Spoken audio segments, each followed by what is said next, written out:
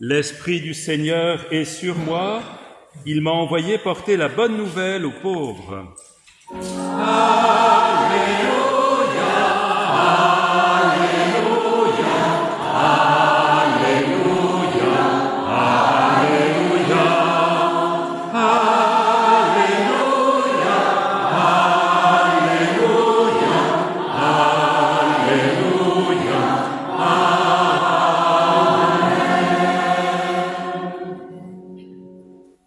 Le Seigneur soit avec vous. Évangile de Jésus-Christ selon saint Marc. En ce temps-là, Jésus se rendit dans son lieu d'origine et ses disciples le suivirent. Le jour du sabbat, il se mit à enseigner dans la synagogue. De nombreux auditeurs, frappés d'étonnement, disaient « D'où cela lui vient-il ? Quelle est cette sagesse qui lui a été donnée ? Et ces grands miracles qui se réalisent par ses mains ? N'est-il pas le charpentier, le fils de Marie, le frère de Jacques, de José, de Jude, de Simon ? Ses sœurs ne sont-elles pas ici chez nous ? » Et ils étaient profondément choqués à son sujet.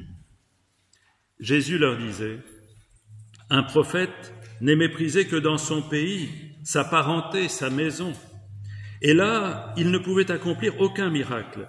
Il guérit seulement quelques malades en leur imposant les mains. Et il s'étonna de leur manque de foi. Alors, Jésus parcourait les villages alentours en enseignant. Acclamons la parole de Dieu.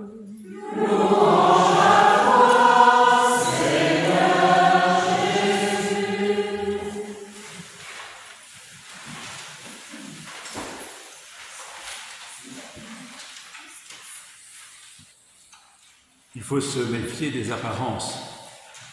Il y a 2-3 jours, j'étais dans un bus à Angers et je préparais un peu cette homélie. J'avais quelques petites fiches. Entre deux, je lisais le journal. Et j'étais assis à côté d'un jeune qui m'a dit « Est-ce que vous êtes un enseignant ? Comme je vous vois travailler comme ça. » J'ai dit « Non, pas du tout. Non, je ne connais rien à l'enseignement. L'apparence. » Alors je lui ai parlé, puis ça a été tout à fait intéressant. C'était un jeune qui était suivi dans un hôpital et qui avait une soif de Dieu. Donc on a profité du transport. C'est très intéressant l'autobus, c'est mieux que la voiture pour les rencontres. Sauf si vous faites Blablacar. Voilà. Voilà, on se rencontre et on dépasse les apparences et les images. En fait, c'est ce qui ne va pas se passer à Nazareth. Parce que vous voyez, Jésus revient dans son pays d'origine. Alors, il faut voir quelle est l'origine de Jésus. Il y a une origine humaine. Et là, eh bien, vous avez entendu, il est le charpentier. Et il est le fils de Marie. On ne parle pas de Joseph. Peut-être Joseph est déjà au ciel. Donc Jésus, le charpentier, le fils de Marie. Alors il vient, il parle, et on est surpris, parce qu'il ne parle pas comme on pourrait l'attendre du charpentier. Alors les gens sont très étonnés, il parle à la synagogue, et très vite, on va passer de l'étonnement à l'énervement. C'est curieux, hein ? Parce qu'il sort du cadre. Un charpentier, ça ne nous fait pas un traité de théologie. Il faut rester à sa place. Alors il le regarde et il voit en lui le charpentier. Il voit celui qui a réparé telle maison, telle porte, qui est venu pour bricoler telle chose. Et ça suffit, c'est bien comme ça. Reste à ta place, le charpentier. Et puis, écoute, on te connaît, on t'a vu naître, ou alors on a joué avec toi.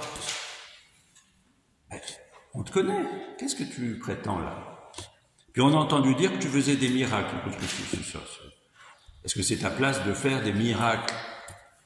Continue à réparer les charpentes, ça suffit, c'est bon. Vous voyez, on enferme Jésus dans un rôle bien précis, à une place bien déterminée.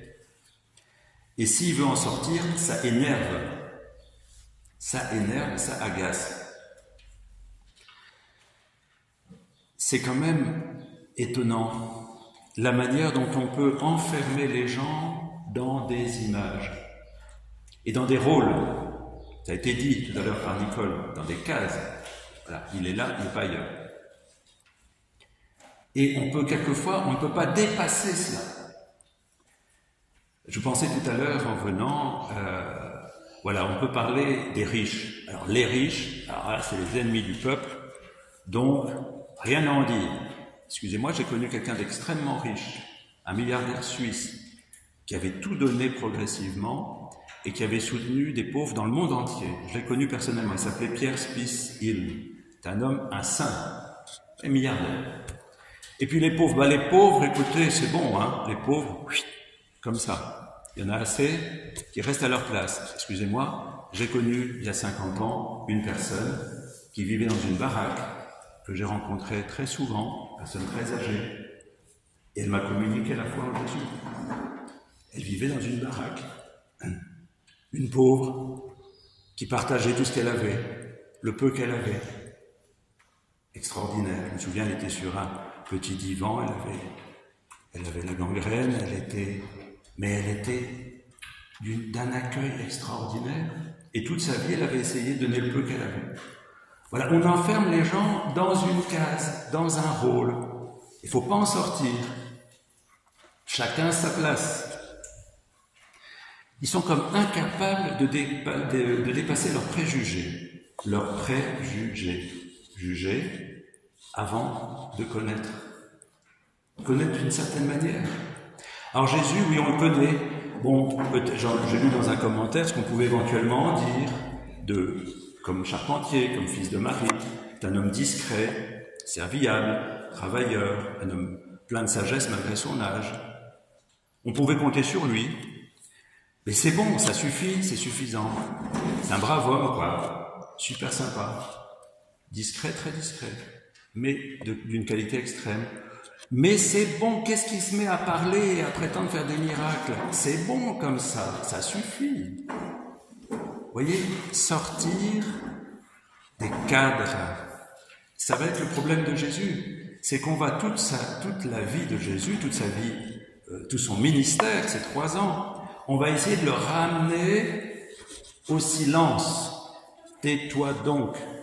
Arrête de tout bousculer. Ça nous agace. Et quelquefois, plus que ça nous agace, tu démolis notre système. Et c'est intolérable. Alors, on va te supprimer. Ça va jusque-là. D'ailleurs, dans l'évangile de Luc, même les gens de Nazareth essaient de le supprimer, vous vous souvenez, hein? Il va parler à la synagogue, il dit, ça y est, à travers moi, ça passe quelque chose de nouveau, eh ben, on veut le supprimer. Et il va passer au milieu d'eux, il continue son chemin. La négation de l'autre. La négation de l'autre. Voilà. On est étranger, est-ce qu'on a sa place? On a chanté ça au début.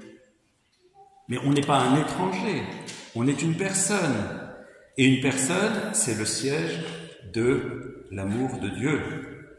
Toute personne, c'est ce que disait le pape Jean-Paul II. Voilà.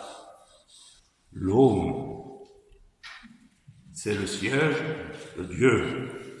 Voilà, il y avait une voix comme ça, un petit peu.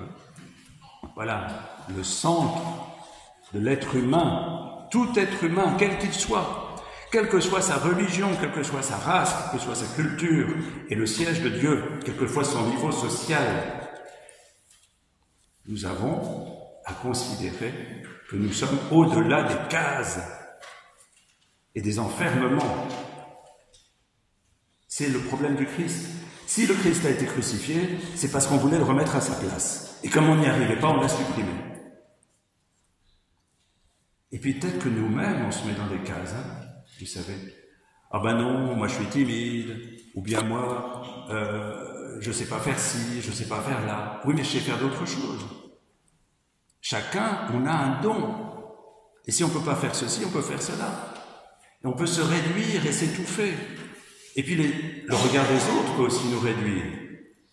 J'ai connu quelqu'un qui aimait beaucoup écrire. Je connais quelqu'un qui aime beaucoup écrire. Et puis on peut l'étouffer, l'empêcher d'écrire.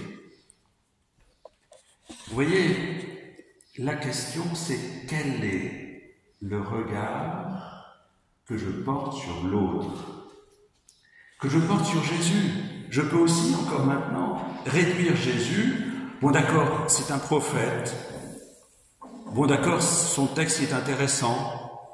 Mais on ne va pas aller au-delà. Qu'est-ce que ça veut dire, fils de Dieu? Arrêtez avec ça. Et Jésus dépasse ce dans quoi on veut l'enfermer. Et Jésus n'est pas que fils de Dieu. C'est aussi un habitant de Nazareth, un charpentier. On peut aussi en faire une personne tellement haute qu'elle ne peut pas nous rejoindre. Voilà, le Seigneur nous appelle à avoir un regard ouvert sur lui, sur l'autre, sur nous.